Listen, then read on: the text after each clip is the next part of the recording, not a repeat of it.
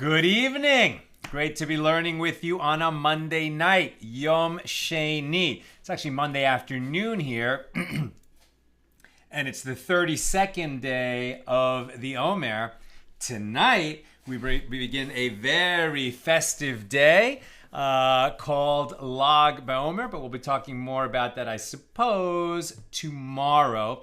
Suffice it for now to say, why is there a celebration on the day, so we don't count it yet, so on the day after the 32nd day of the Omer, these 49 days, really 50 days that we count from the second day of Passover to Shavuos, right? You shall count 7 weeks. And we learned, among other things, that in this period, this is why we have mourning practices in this period, that there was a terrible plague in the days of Rabbi Akiva, the Rabbi Akiva that we study his teaching so often in the Talmud, and he had 24,000 students. He was the premier sage, really, ever, in terms of the sages. I mean, you could say Moses was a higher teacher than Rabbi Akiva, but no other sage had so many students. And they all died, all but the 5 who really transmitted the oral Torah after him and whose teachings we see all over the Talmud as well, including Rabbi Meir. But the bulk, the vast bulk of Rabbi Akiva's students all died of a plague that happened around that time. And so you'll see many Jewish men don't shave during this period, don't listen to live music. And that all ends after the 32nd day of the Omer, when we celebrate the yahrzeit of the Rashbi, another guy we mentioned several times, Rabbi Shimon Bar Yochai. And who is credited as authoring the Zohar, and bringing down so many Kabbalistic teachings, sort of originating the Kabbalistic stream within Judaism. Why would we so celebrate his death? Isn't it a time of sadness? No, because as Rabbi Benjamin Blech wrote, a person like the Rashbi, Rabbi Shimon Bar Yochai, when he died, he himself was not sad because he as his death was approaching, because he knew he had fulfilled his mission in this world. What a fantastic goal to have in our lives. That when that day comes, and may it be 120 years after our birth at least, but when that day comes to transition from this world, may we all be blessed to be able to lie on our deathbeds with a sense of, I did what I came here to do. I did what I was sent here to do. I did what my soul was sent here to do in this world. May we all be blessed to have that feeling at the end of our lives. All right, let's do it. We have a busy day today. We're going to do a double daf, 2 pages. We are running a couple, I think now after this we'll still be 3 pages behind, or 2 or 3 pages behind. But we need to get caught up. We're not going to rush it, but today we can do a double daf. Who's in the house? Yehud in South Carolina, Joe in the Inland Empire, Paul in the Great Northwest, Shandor in the Bronx, Peggy in Colorado, Bella in Florida, Nancy in North Carolina, Bill saying shalom from mid-Missouri. Tonight was the last night of Bill teaching his course, and he says, I thank God for the lessons from this class that I was able to share there. And it's such a fitting thing for you to say today, as we'll learn on this daf, that it's a mitzvah to learn and to teach, right? So what you learn, you need to transmit to others, just as Bill is doing. So shkoyach, Bill, yasher koach, may you be strengthened to learn and to teach many more godly lessons. Sharon in Lebanon, New Jersey, Jonathan now in Boston. Hod Shebehod, exactly. Once it's nighttime tonight, and we celebrate the day after the 32nd day of the Omer, each day we have a little prayer that any blemish I may have caused in the sephira of that day, may the merit of my counting these days rectify it, right? And so each week we meditate on one of the attributes of God, right? So the first week was Hesed, the second week was Gevura, loving kindness, judgment, restraint, the third week balance, harmony, that's Tiferet, the fourth week Netzach, endurance, victory. We're in the 5th week where we meditate all week on Hod. You can translate that as splendor or glory. And this idea, I like to think that, we mess up so often, we sell ourselves short, we're insecure. But if we were really living our lives fully, like a full expression of what our soul is. I mean, we don't have souls. We are souls. We have bodies, right? And each of us is a soul. I mean, a soul is a spark of God, an eternal being. It's amazing who we really are. But we forget that identity when we come into this world and sort of stumble about as human beings doing the best that we can. But from time to time, we find full expression of who we are and what we can do in this world. And I think that Hod is all about that, right? And then tomorrow, or the Hebrew night that begins tonight, the Hebrew day that begins tonight, so we meditate on Hod Shebehod, right? Because I'm sorry, it's a whole digression. This is not the right venue for it. But each week we meditate on one of these attributes, and then each day of that week we meditate on one of those 7 attributes as expressed in the week-long meditation. And that's why the day after the 32nd day is Hod Shebehod, the glory of the glory, the splendor of the splendor. All right, and that's that full expression, that Rabbi Shimon Bar Yochai reached in his life, and that we aim to reach in our lives. The splendor of the splendor, right? We can't live there every day of our lives, but at least we should strive to achieve moments of feeling the splendor of our souls, and how our souls can shine forth and elevate and illuminate the lives of others around us. Audie in Tennessee, Melissa in Great Neck, Franco in Trieste, Italy, John in Maine, Yosef in Massachusetts. Audie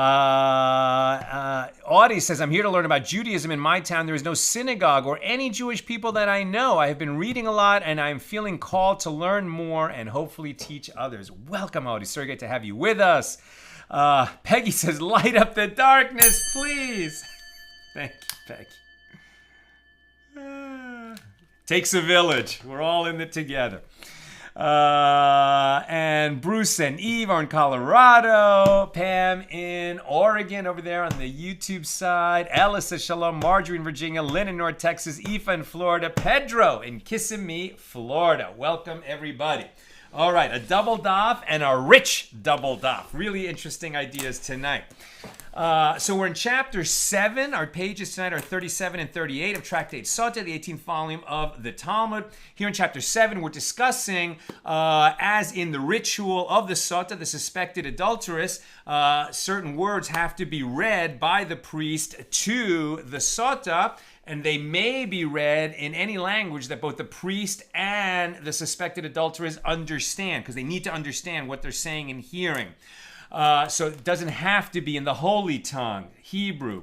But other rituals historically and certain things that were done when the temple was standing, and once in history when the Jews entered the promised land, had to be recited in Hebrew, right? That's how we got into this sort of long digression away from the laws of the ritual of the Sotah, and talking about, what has to be said in Hebrew and what doesn't. That brought us to the moment when the children of Israel are entering the promised land, and Moses arranged, or actually Joshua arranged them on these 2 mountains, half the tribes on one, half on the other, the priests and the Levites in between, reading out the curses and the blessings, and the people answering Amen.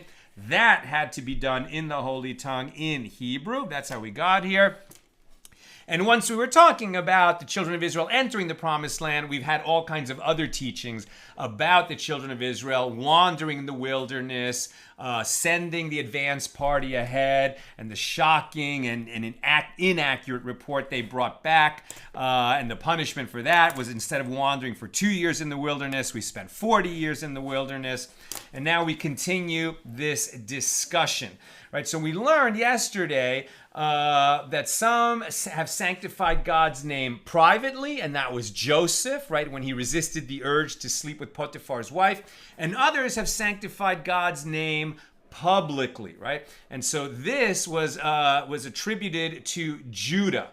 Not the incident where Judah owned up, right, to the fact that he had a relationship with Tamar, that whole episode, but rather as the Jews were crossing the Red Sea or about to cross the Red Sea, when the leader of the tribe of Judah, Naxon the son of Aminadab, was the first in. And that's what we're going to be talking about today. So what was the incident where Judah sanctified God's name in public? As it is taught in a Baraisa that Rabbi Meir would say, when the Jewish people stood at the Red Sea, the tribes were arguing with one another. Imagine that, Jews arguing with one another. So this one was saying, I am going into the sea first. And that one was saying, I am going into the sea first. And then in jumped the tribe of Benjamin and descended into the sea first. As it is stated, Psalm 68:28, there is Benjamin, the youngest, ruling them. Do not read it as ruling them, rodem, rather recite it as descending into the sea, red yam. And the princes of the tribe of Judah were stoning them, rogamim otam, for plunging in first and not in the proper order. As it is stated in the continuation of the verse, the princes of Judah, their council, rigmatam. Therefore, Benjamin the righteous, meaning the tribe of Benjamin, the righteous tribe of Benjamin was privileged to serve as host to the divine presence of the Almighty, as the temple was built in the territory of Benjamin. As it is stated in Moses' blessing for the tribe of Benjamin, quote, the beloved of the Lord shall dwell in safety by him. He covers him, Benjamin, all the day, and he rests between his, Benjamin's, shoulders. Deuteronomy 33:12. Now, Rabbi Yehuda said to Rabbi Meir, that is not how the incident took place. Imagine, Jews arguing with each other. Rather, this tribe said, I am not going into the sea first. And that tribe said, I'm not going into the sea first. And then in jumped the prince of Judah, Nachshon ben Aminadab, and descended into the sea first, accompanied by his entire tribe. As it is stated, quote, Ephraim surrounds me with lies, and the house of Israel with deceit, and Judah is yet wayward toward God. Rad im el, Hosea 12:1, which is interpreted homiletically as, and Judah descended, Rad, with God, im el. So in this regard, the tradition, i.e. the writings, right, the writings portion of the Bible, right, there's the Torah, there's the writings, and there's the prophets. So we're talking about the writings. So the writings explicates Nachshon's prayer at that moment when he was the first to go in. Right? Remember, the Egyptians are bearing down on the Jews. The Jews think they're going to die. So God positions this, this pillar of cloud between the Jewish people and the Egyptians. But the people, with still in their slave mentality, are pretty freaked out. And they feel like they're just caught, between Pharaoh and his chariots and the sea, and they're going to be killed there. Either they're going to be slaughtered by the Egyptians or they're going to drown in the sea, right? We know that the sea parted and they crossed on dry land, but at that moment, they didn't know that, right? And so what actually happened is they were told, okay, you're going to go into the sea, but the sea didn't part yet, right? But this guy, Nachshon, he had emunah, he had faith, and he just walked out into the water, as we read. What did Nachshon pray? Where am I? As it is I'm sorry. And in this regard, the tradition, i.e. the writings, explicates Nachshon's prayer at that moment. Quote, save me, God.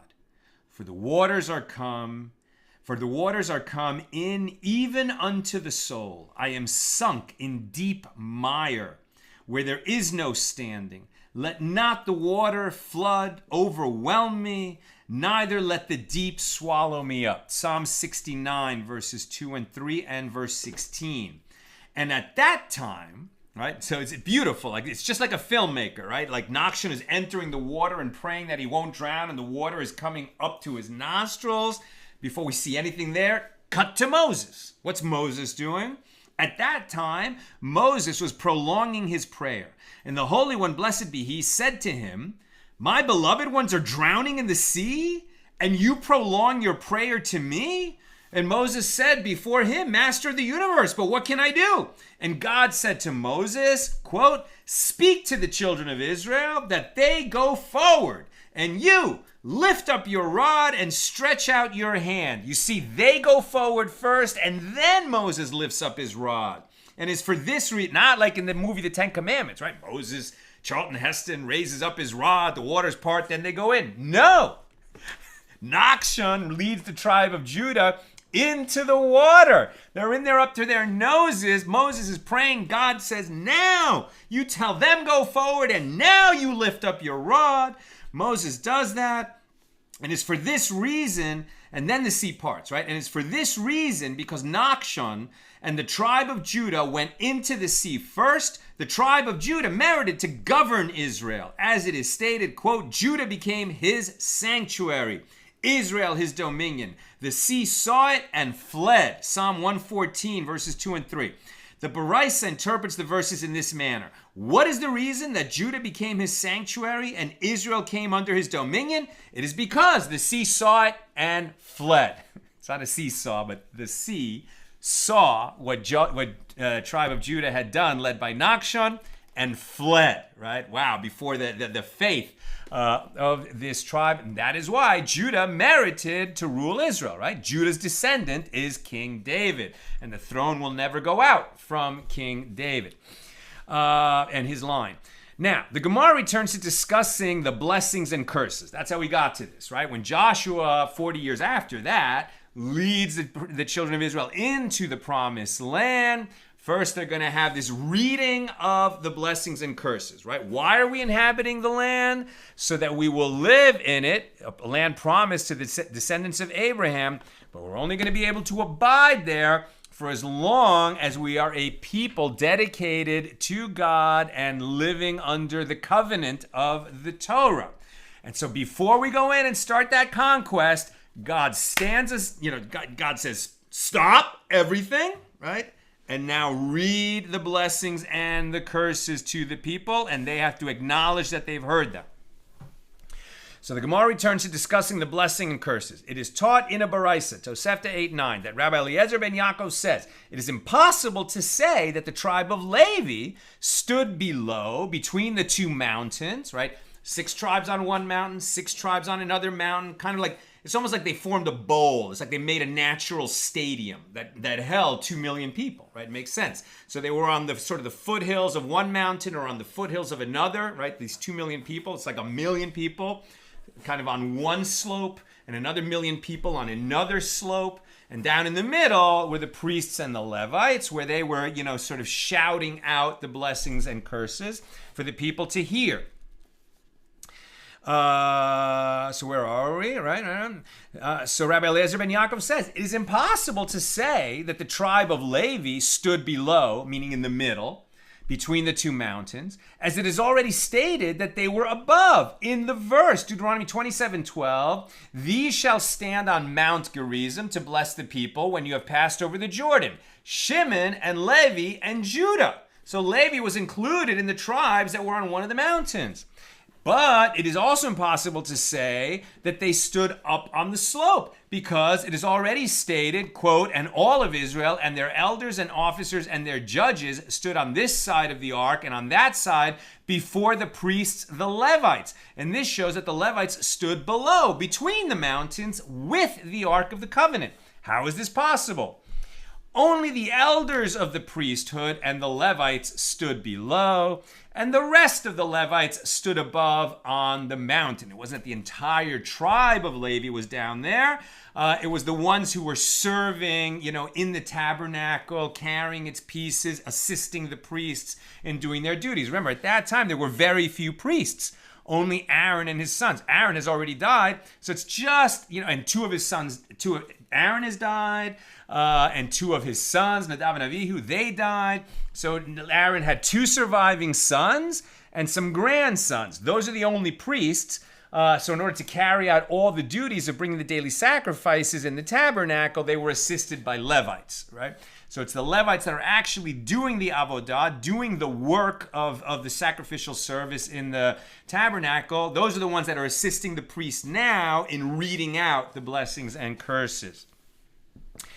How is this possible? Only the elders of the priests and the Levites stood below, and the rest of the Levites stood on the slope. And Rabbi Yoshia says, any Levite who was fit to serve in the temple stood below, between the mountains, and the rest of the tribe who were too young or too old to serve in the temple, they stood above. Rabbi Yehuda Hanasi says both the Levites and the Israelites were standing below. And they turned to face Mount Gerizim, and open with a blessing, and then they turn toward Mount Ebal and open with a curse. Therefore, what is the meaning of the verse? They shall stand on Mount Gerizim to bless the people. Al means adjacent to the mountain, but not actually on the mountain itself, according to Rebbe. As it is taught in a baraisa that discusses the showbread that was placed on that table and changed, from week to week and miraculously stayed warm while it was there, quote, and you shall put pure frankincense on each row, using this word al, which does it mean on or adjacent to? We're asking. So Rebbe says al in this instance means adjacent to. Do you say that al means adjacent to, or perhaps it carries only its literal meaning of on, like on top of? When it says in the verse, and you shall screen the ark al ha'aron, with the curtain, the word al cannot mean on, as the curtain that separated the sanctuary from the Holy of Holies was not placed on top of the ark, but rather near it. Therefore, you must say that al means adjacent to. So in Rebbe's view, all the people were in this bowl, between the mountains, and they would all turn to face one mountain when they were speaking blessings, and then they would all turn and face the other mountain when they were speaking curses. So that's an alternative view of what happened there, and we have both views recorded here in the Gemara. It is stated in the Mishna, they turned to face Mount Gerizim and opened with a blessing. Blessed be the man who does not make a graven or molten image, right? Blessed is the man who's not an idolater, basically, does not commit idolatry. And these people and those people, i.e. the 2 groups standing on either mountain, answered, Amen. And then they turned to face Mount Ebal and opened with the curse. Cursed be the man who makes a graven or molten image, right? Blessed be the man who does not make a graven or molten image. Cursed be the man who does make a graven or molten image. Deuteronomy 27:15. And these people and those people all answered, Amen. And the sages taught that the blessings and curses include a general blessing for one who fulfills the entire Torah, and a particular blessing for each individual statement mentioned in the blessings and curses. And likewise, there is a general curse for one who does not fulfill the entire Torah, and a particular curse for each individual statement. And for each of the blessings and curses, there is a mitzvah, a commandment, to learn and to teach, right? So every mitzvah carries with it a general blessing if you're a person who, strives to fulfill all your obligations, a particular blessing for fulfilling that obligation, another blessing because you learned what your obligation is, and yet another blessing if you teach what you have learned. To learn and to teach, and to keep and to perform, right? So every mitzvah carries with it the blessings to learn, to teach, to keep, and to perform. Consequently, now we're in 37b, every mitzvah contains 4 aspects, 4 general aspects and 4 specific aspects, which add up to 8. 8 blessings and 8 curses add up to 16. And so too at Mount Sinai, and so too in the plains of Moab, as it is stated, these are the words of the covenant that the Lord commanded Moses to make with the children of Israel in the land of Moab, besides the covenant that he made with them in Horeb. That's at Mount Sinai.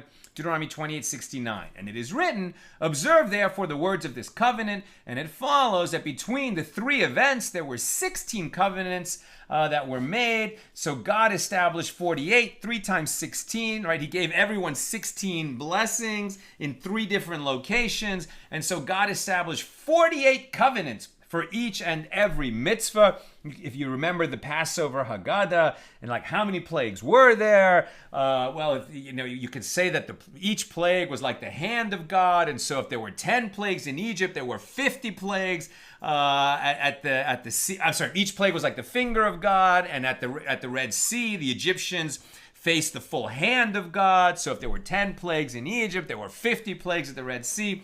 The sages love to do this kind of math to just establish how incredible a gift it is, right? Sometimes we think, oh, I'm a Jew, I have so many obligations. No, every single mitzvah is a channel for serving God and finding the full expression of your soul, right? So it's like it's a glory. Here we are talking about Hod. It's a glory to be able to understand all the different aspects of every commandment. Now, Rabbi Shimon excludes Mount Gerizim and Mount Ebal from this list because only some of the mitzvahs were mentioned there, and he includes instead the covenant at the tent of meeting in the desert. What do you mean the covenant at the tent of meeting? And the Gemara explains, and it is in the dispute between these Tanaim, rabbis of the Mishnah, that they disagree. As it is taught in a Baraisa, Rabbi Yishmael says, general statements were said at Sinai, meaning Moses received general commandments at Mount Sinai, including the 10 commandments. What they're asking here, what they're going to argue about for a moment, is what did God actually say at Mount Sinai, right? Okay, we have a good firm tradition that he uttered the 10 commandments. Although the Torah actually says that after 2 of the commandments, the people were completely freaked out by the awesome roar of God's voice, and they thought they were going to die. So they said to Moses, you go listen to all the commandments for us, and then you tell them to us, because if we keep hearing God's voice, our souls are going to fly out of our bodies, and we're going to leave this world. And Moses asked God, is that okay? And God said, yes, that's okay. Right? So, but still, what did God actually transmit to Moses at Mount Sinai? Did he transmit, and Moses went up to the top of the mountain for 40 days and 40 nights. Did Moses receive the entire Torah while he was at Mount Sinai and sort of up in heaven, some location in heaven that was accessed through the peak of Mount Sinai? Or did God give Moses the kind of general commandments, including the 10 commandments, and sort of outline the Torah?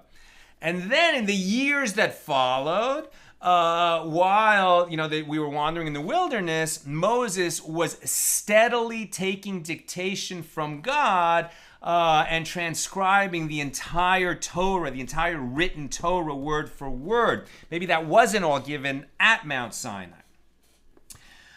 So Rabbi Yishmael says general statements were said at Sinai. Moses received general commandments at Sinai, including the 10 commandments, and the details of the commandments were explained to Moses at a later time in the tent of meeting. Or perhaps at Mount Sinai, Moses received all the written law, and then the beginnings of the oral law, that came to Moses later, right? How are we to interpret this? Rabbi Akiva says, both general statements and the details of the mitzvahs were said at Sinai, and later they were repeated in the tent of meeting, and they were reiterated a third time by Moses to the Jewish people in the plains of Moab. And Rabbi Shimon holds in accordance with his teacher, Rabbi Akiva, and counts Mount Sinai and the tent of meeting as 2 distinct places where all the commandments were given, right? Where the entire covenant was established. And the Baraisa concludes, and there is no commandment written in the Torah for which 48 covenants were not established. And Rabbi Shimon ben Yehuda ish Kefar Akko said, in the name of Rabbi Shimon, there is no mitzvah written in the Torah for which 48 covenants were not established 603,550 times, corresponding to the population of the Jewish people in the desert. And that's really the population of Jewish men between ages 20 and 50. And this is because each member of the Jewish people received the covenant both for himself and as a guarantor for the rest of the Jewish people. Every person who was present there in the desert, and it's not really 600,000, it's more like 2 million, right?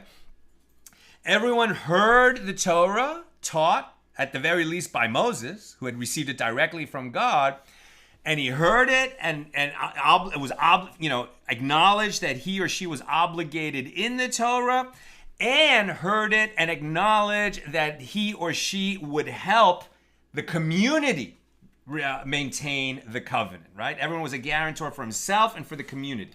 Rabbi Yehuda Hanasi, Rabbi says, according to the statement of Rabbi Shimon ben Yehuda Ish Kafar Akko, who spoke in the name of Rabbi Shimon, there is no commandment in the Torah for which 48 covenants were not established 603,550 times. So it follows that for every one of the Jewish people, there were 603,000 covenants. And the Gemara asks, what is the difference between the statements of Rabbi Shimon ben Yehuda, Ish Kefar Akko, and Rabbi Yehuda Hanasi? What does the statement of Rabbi Yehuda Hanasi come to add? And Rabbi Misharshia said, the matter of guarantor and guarantor for a guarantor is the difference between them. According to Rebbe, every Jew is not only rendered a guarantor for every other Jew, but he's also rendered a guarantor for every other Jew's responsibility as a guarantor. Therefore, according to his calculation, the number of covenants is multiplied again by 603,550. When you hear teaching like this, think of the Lubavitcher Rebbe, right? The Rebbe, right? Rabbi Menachem Mendel Schneerson of Chabad, the seventh Rebbe of Chabad, the final Rebbe of Chabad. He's been gone these almost 30 years.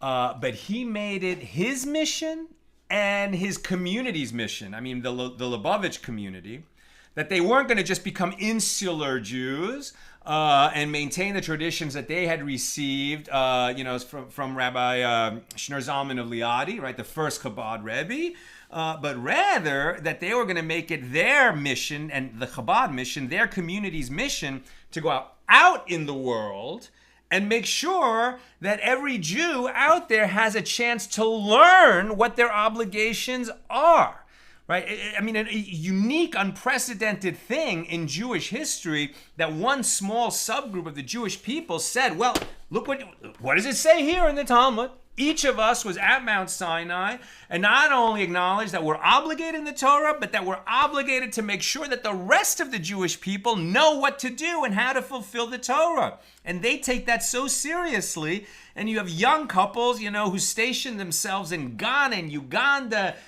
in India, in China, in Hong Kong, there's a Chabad, in Thailand, throughout sub-Saharan Africa, Northern Africa, Europe, Southern California, New York, everywhere in the world, there's a Chabad house. You've got people taking this mission seriously, right? And putting their whole life's work into it. We're not Chabad, but Yasher Koach. May every Chabad rabbi and rebbitzin who go on a life mission to be there for others in this way, may they be strengthened in their holy work. Now, Rabbi Yehuda ben Nachmani, the disseminator of Rabbi Shimon ben Lakish, taught the entire passage of the blessings and curses that were spoken in this event, right, as the children of Israel were entering the promised land at Mount Ebal and Mount Gerizim. This entire event, and the passage of the blessings and curses noted in the Torah, is stated only in reference to an adulterer and then an adulteress. What? Didn't we just say that they read all the blessings and curses, and the example that we started with was, one who commits idolatry is cursed, one who doesn't commit idolatry is blessed? What does that have to do with the suspected with an adulterer and an adulteress? How can you say that whole event was just about adultery? How can you say that? Says Rabbi Yehuda ben Nachmani, this is proof from the verse, cursed is the man who makes a graven or molten image. Is a curse a sufficient consequence for the actions of an idol worshiper? He has rebelled against the fundamental basis of the Torah. Rather, this is referring to one who engaged in sexual intercourse with a forbidden relative and bore her a mamzer son. Right? A mamzer is somebody who is prohibited to marry into the Jewish people. And this son, who is not allowed to marry a Jew of unflawed lineage, went to live among the other nations of the world, and there he engaged in idol worship. So his father and mother are cursed for causing him to worship idols. And likewise, the rest of the curses refer to sins that are the result of adultery. Here we have a little bit of that taste I talked about Saturday night, where Rashi says, the Jewish mission is to be holy. What does it mean to be holy? To separate yourself from that which is prohibited, particularly that which is sexually prohibited. And it's people following their urges and finding, clever rationalizations for justifying their physical urges that leads to all of the transgressions, right? One who doesn't give in to his carnal urges is much more likely to remain, a Torah observant person. So the sages taught, and you shall give the blessing on Mount Gerizim and the curse on Mount Ebal. Deuteronomy 11:29. Why must the verse state this? If it is to teach that the blessing must be given on Mount Gerizim and the curse on Mount Ebal, it is already stated, these shall stand on Mount Gerizim to bless the people. And it is written, and these shall stand on Mount Ebal for the curse. Rather, this repetition teaches that the proclamation of the blessing must precede the curse. First, they were told what the blessings are, and then they were told what the curses are. Now, one might have thought that all of the blessings should precede the curses. Therefore, the verse states blessing and curse in the singular to teach that one blessing precedes each curse. Not they list all the blessings and then they listed all the curses, but rather, blessed shall be if you keep the Torah, if you keep a particular commandment. Curse shall you be if you don't keep that commandment. Blessed shall you be if you keep another commandment. Cursed shall you be if you don't keep that commandment. And furthermore, the verse comes to juxtapose the blessing with the curse, to say to you that just as the curse is recited by the Levites, so too the blessing is uttered by the Levites, and just as the curse is proclaimed loudly, so too the blessing is proclaimed loudly. And just as the curse is proclaimed in the sacred tongue, Hebrew, so too the blessing is proclaimed in the sacred tongue. That's how we got here, right? That event of the blessing and the curses had to be read in Hebrew. And just as the curse is proclaimed both in general and in detail, so too the blessing is proclaimed in general and in detail. And just as after the curse is uttered, both groups of people on each mountain respond and say Amen, so too after the blessing is uttered, both groups respond and say Amen. And that concludes our discussion of Mishnah number 1 here in chapter 7.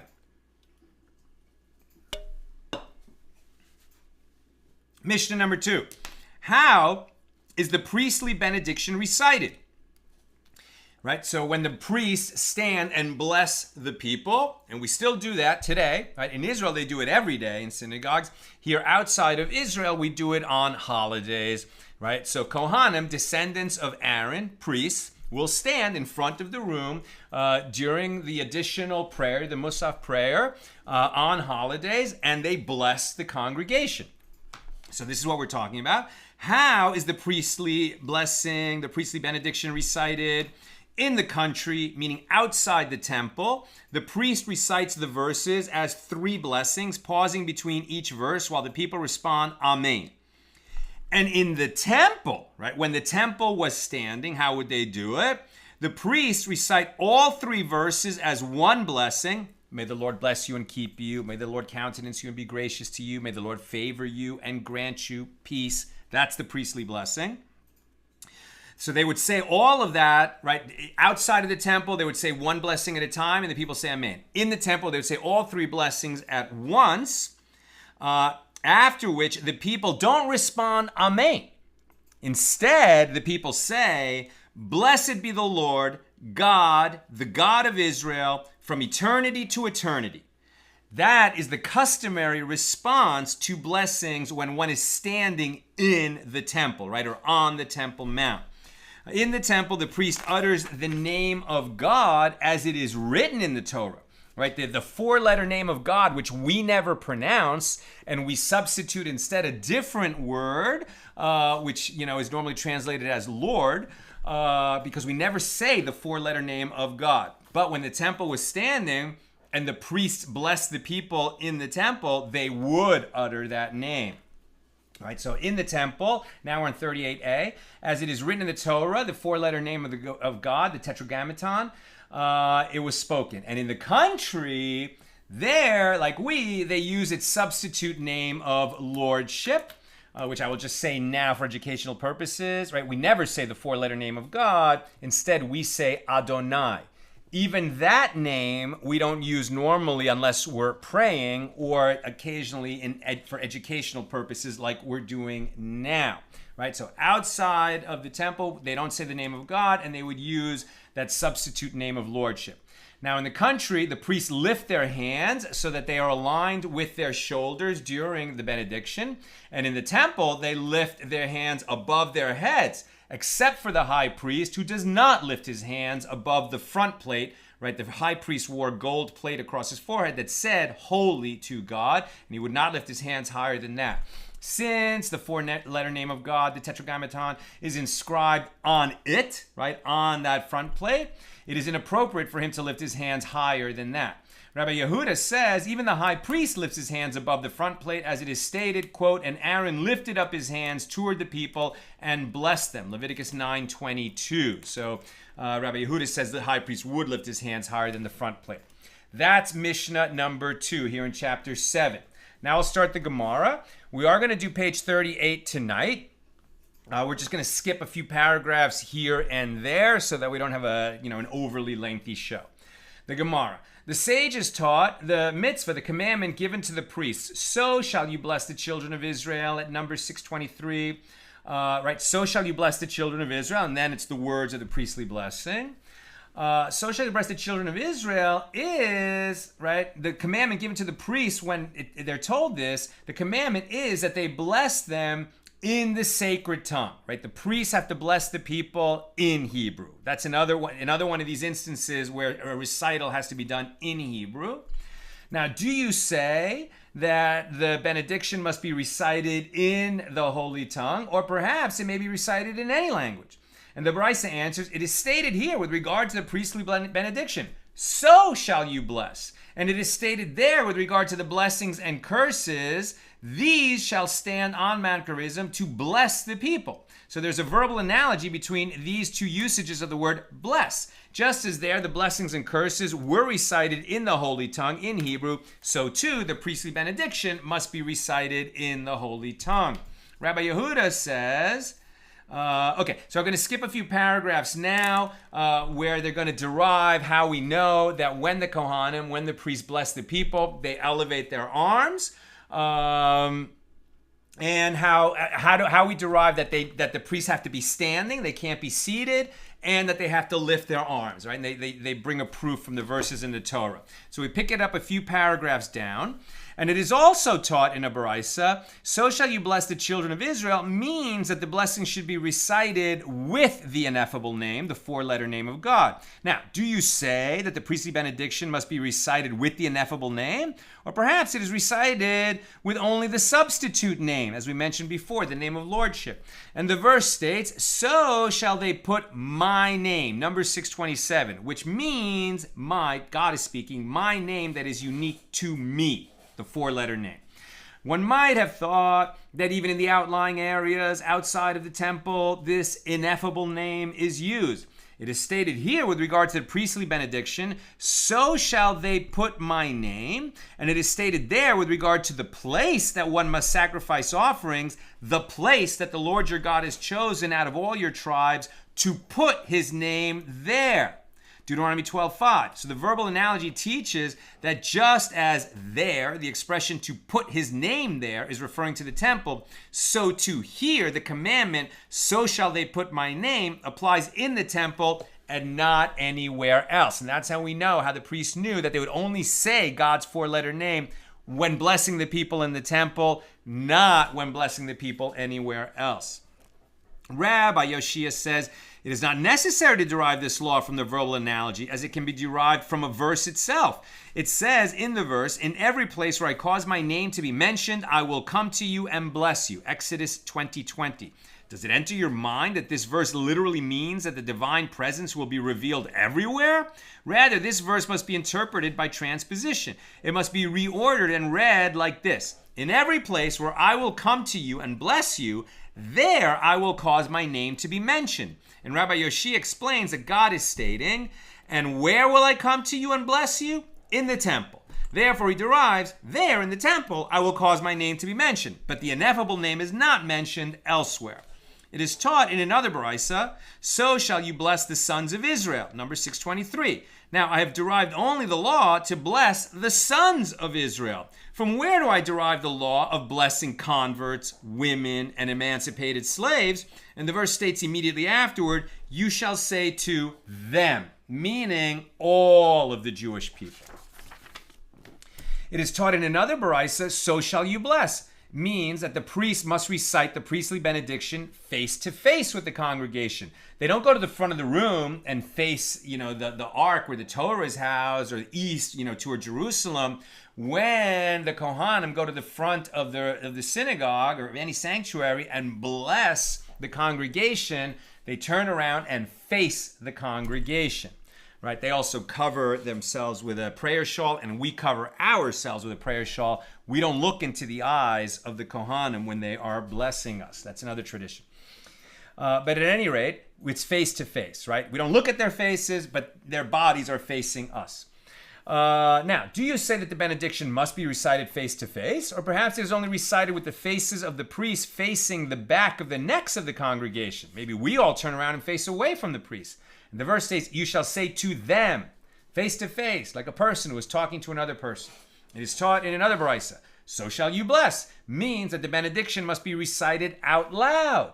Or perhaps it is recited only in a whisper. The verse states, you shall say to them, like a person who is talking to another person. Abaye said, we have a tradition with regard to the prayer leader calling the priest to recite the priestly benediction. When the Kohanim go to the front of the room on a holiday or daily in Israel, they don't just say the blessing. The prayer leader, who has been leading the prayers up until that moment, says each word of the priestly benediction, and then the priests repeat that.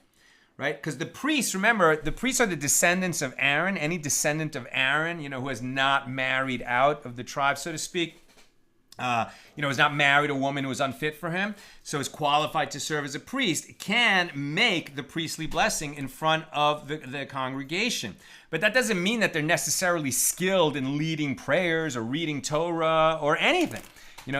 Any Cohen, no matter how ignorant he is qualified to do this. And so, we prompt them, right? So the prayer leader who is good at this will not only say the word, one word at a time, he'll chant it a little bit, so that the priest at the front of the room can repeat it and say it properly. That's what we're learning here. We have a tradition with regard to the prayer leader calling to the priest to recite the priestly benediction. When there are two priests, the prayer leader says, Kohanim, priests, plural. But when there is only one priest, happens all the time, there's only one priest around, so he's doing it by himself. When there is only one priest, what happened? But when there's one priest, the prayer leader does not say priest in the singular. As it is stated, you shall say to them in plural, meaning to a minimum of two priests. And Rav Chisda said we have a tradition that a priest calls priests, but an Israelite does not call priests. As it is stated, you shall say to them, which means that the saying should be from them. One of the priests themselves should call priests. And the Gemara concludes, and the law is in accordance with the opinion of Abaye, that when only one priest is present, the prayer leader does not change his call to the singular priest, right? When there's only one Kohen at the front of the room, and the prayer leader is prompting him, okay, it's time, for the Kohanim to make their blessing. He doesn't change it to Kohen, it's time to make your blessing. He still says Kohanim, even though there's only one person standing there, and that is the law. And the law is not in accordance with the opinion of Rav Chisda, as an Israelite may also call priest. The prayer leader is usually not a Kohen, right? In fact, if he was a Kohen, he wouldn't be the prayer leader. He would go up and be a Kohen, and it's always going to be somebody else who is prompting the priests. We're on 38b. Now we're going to skip a couple of paragraphs. And Rabbi Yehoshua ben Levi says, any priest who does not ascend the platform to recite the priestly benediction, right? In other words, a priest who has the opportunity to stand in front of the room, right? When you're on a day, let's say outside of Israel, in our local synagogue, and let's say it's Shavuos, right? Which is coming up in a few weeks. And so during the morning service, there's an additional prayer because it's a festival called the Musaf Amida, the additional service, which parallels the additional offerings that were sacrificed in the temple when it was a holiday, as opposed to the normal offerings of every day. So during that Musaf Amida, at a certain point, the priests go to the front of the room. So if you're a priest and you're standing in that synagogue and you don't go to the front of the room along with the other priests, you are violating a positive commandment. Right? Says Rabbi Yehoshua ben Levi, any priest who does not ascend the platform to recite the priestly benediction violates 3 positive commandments. Quote, so shall you bless, and, quote, and you shall say to them, and, quote, so shall they put my name. That's 3 commandments that priests fulfill when they go to the front of the room and bless the congregation. Rav says one need be concerned that a priest who does not ascend to recite the priestly benediction is perhaps the son of a priest who married a divorced woman, which is prohibited for a priest to do, or the son of a priest and a yevama who has performed chalitza, right? Meaning a woman who was married she was married, let's say, to a priest, and then she was married. It doesn't even matter who. She was married, and her husband died, having no children, right? And he left a brother, and so she and the brother had an obligation to get married. They don't have to do it. They can get out of it by performing the chalitza ritual. But if they perform chalitza, it's the equivalent of a divorce. A woman who has performed chalitza, she's fine. She's done nothing wrong. She can marry any Jew she wants, and they can have a beautiful marriage, and their children will be blessed, thank God. But she can't marry a Kohen, right? Because a Kohen can't marry a divorced woman or a woman who was a Yavama and performed chalitza. So you might think that a priest who is known to be a Kohen, the son of a priest, but doesn't ascend to do the priestly benediction when it's being done, let's say on a holiday, why isn't he ascending? Because he knows the law and he knows he's not allowed. So if you see that he's the son of a Kohen, but he's not going up there, well, then maybe it's because his father married someone he wasn't supposed to marry. Now the Gemara comments, and they do not disagree, right? Rav and Rabbi Yehoshua ben Levi. They do not disagree. This statement of Rabbi Yehoshua ben Levi is referring to a case where this particular Kohen ascends from time to time. Therefore, there's no reason to believe that he is disqualified from the priesthood. Rather, he's just, failing to fulfill his obligation because he doesn't go up all the time. Whereas that statement of Rav is referring to a case where one does not ascend to recite the priestly benediction even periodically, and therefore there is reason to suspect that he is disqualified from the priesthood. And Rabbi Yehoshua ben Levi says any priest who does not ascend the platform during the blessing of the temple service recited in the Amida prayer may no longer ascend to recite the benediction as it is stated. And Aaron lifted up his hands toward the people and blessed them, and he came down from offering the sin offering and the burnt offering and the peace offerings. Now, just as there in the tabernacle in the wilderness, Aaron lifted up his hands during the service, as evident from the fact that after he blessed them, does it say that he came down from sacrificing the offerings? So too here in the Amidah prayer, the priestly benediction is recited during the blessing of the temple service. Right? What is the law that we're talking about here? Any priest who does not begin walking during the blessing of the temple service in order to ascend to recite the priestly benediction may not recite the benediction during that prayer. If he did begin walking, even if he did not arrive at the platform until after the blessing of the temple service, he may ascend and recite the benediction. Now, in practice, what happens is I, as a Levite, right, and the other Levium, we, as soon as the Kedusha of that Musaf Amida is recited in the synagogue, we, the Levium, and the Kohanim leave the room, and we go where there's a faucet and a sink, and we, the Levites, wash the hands of the Kohanim. So they've already begun walking, right? They've fulfilled this law that's being recited here. They've begun walking. They've sort of commenced the process that is going to be necessary for them to go to the front of the room and do the priestly benediction. They can't kind of come in late or remember at the last minute and then just run up there after all the other Kohanim are there. They have to begin walking at the proper time. We're going to skip a couple of paragraphs about two rabbis, two sages, Rabbi Ami and Rabbi Asi, who in their particular locale, changed the timing of when they ascended to the platform. And we go down a couple paragraphs, and Rabbi Yehoshua ben Levi says, one may give a cup of blessing to recite the blessing of the grace after meals, only, right, the Birkat Hamazon, only to someone with a good eye. Why are we talking about this right now? Seems like a total change of subject. Because when you have a bunch of guys gathered around, as we often do on Saturday afternoon, between Mincha and Mara, between the afternoon prayer and the evening prayer, and we have the third meal, and the rabbi shares some Torah, and in that meal we all washed our hands and we ate some bread just so that we could make the Birkat Hamazon, the grace after the meal.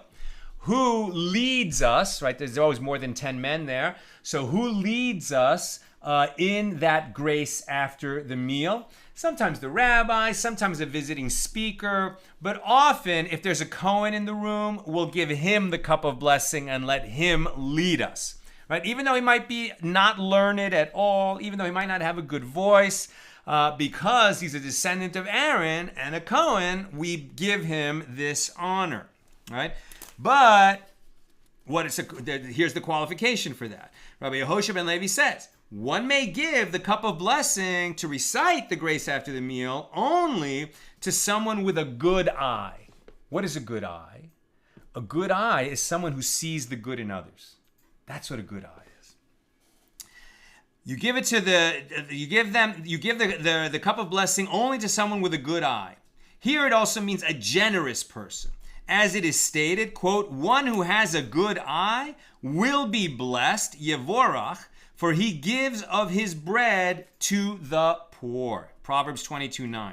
Do not read it will be blessed, rather read it will bless, right? So one who is generous, one who is a philanthropist, one who goes out of his way, not only to give his money, but his time, one who puts others ahead, somebody who's just known to be generous.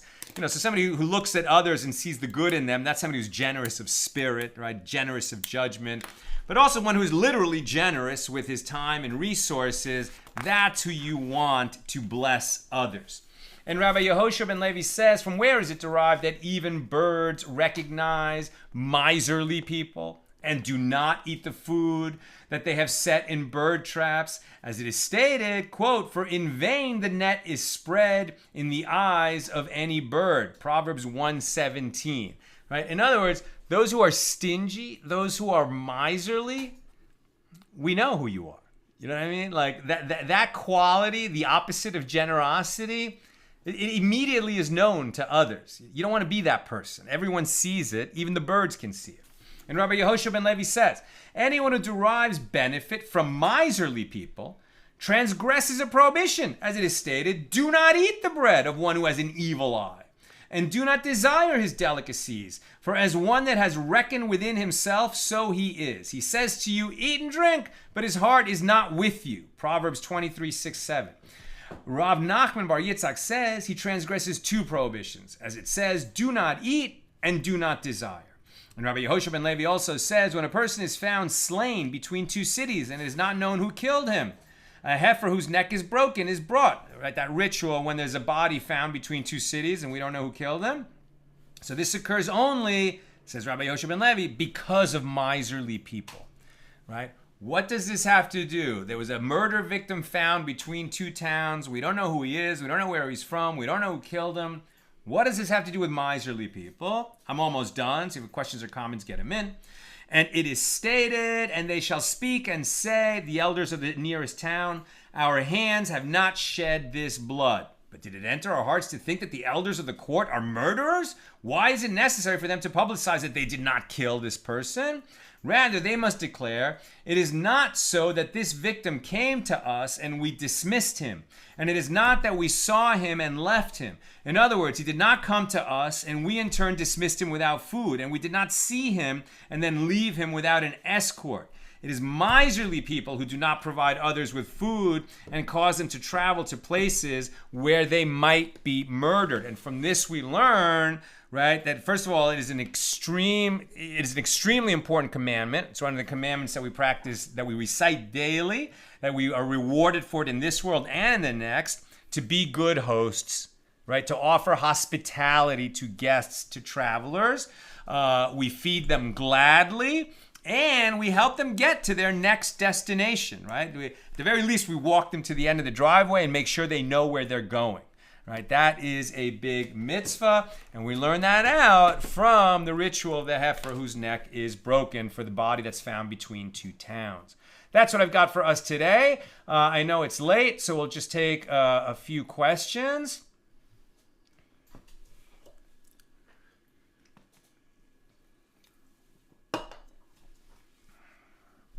Sharon says the blessings and the curses happened only once, and they were done then in Hebrew. When else would it be said in any other language, if not said again at all? I think the question is, that event had to be done in Hebrew. What do we learn out from that? Right? And we see that there's very few things, right? The Shema doesn't have to be said in Hebrew. The Birkat Hamazon doesn't have to be said in Hebrew. The Amidah doesn't have to be said in Hebrew. What does need to be said in Hebrew? The priestly benediction. Sharon also says the Peshat, the simple meaning of the Torah text, doesn't say the story of Nachshon, but that a great wind blew all night. I have long heard the Midrash of Nachshon, but cannot find the Torah text that implies this. No, it is definitely a Midrash. It is not spelled out in the written Torah. The story that it was Nachshon, the prince of the tribe of Judah, that led the Jewish people and showed his great faith. But we have a tradition, right? That's the kind of tradition, right, that is very old in the oral Torah, right? It wasn't made up later. That was passed down along with some other traditions of what happened in the wilderness. So, if you find that mention in the Mishna, it's because it was a tradition passed down from parent to child. That's what I've got for us today. With God's help, we'll be together again tomorrow night, Tuesday at the regular time, 6 p.m. Pacific. Great job sanctifying this last hour by learning two